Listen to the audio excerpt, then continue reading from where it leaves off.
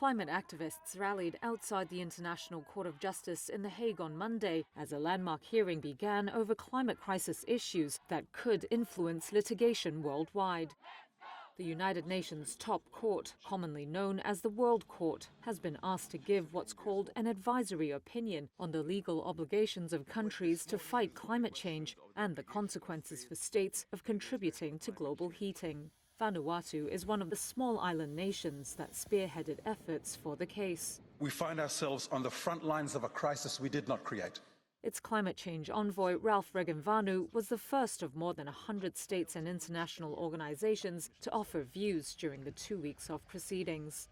We look to the court for recognition that the conduct which has already caused immense harm to my people and so many others is unlawful, that it must cease, and that its consequences must be repaired. In closing, I choose my words carefully when I say that this may well be the most consequential case in the history of humanity.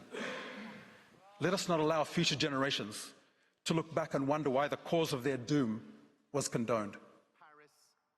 The hearing began a week after developing nations condemned the climate financing deal that came out of the COP29 UN summit as woefully inadequate. World Court advisory opinions are not binding, but they are legally and politically significant. Experts say the court's eventual opinion on climate change will likely be cited in related lawsuits around the world.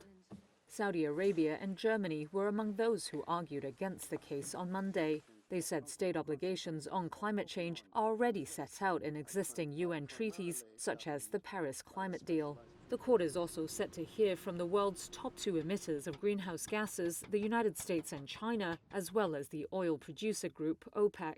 The case will continue until December 13th, and the court's opinion is expected to be delivered in 2025.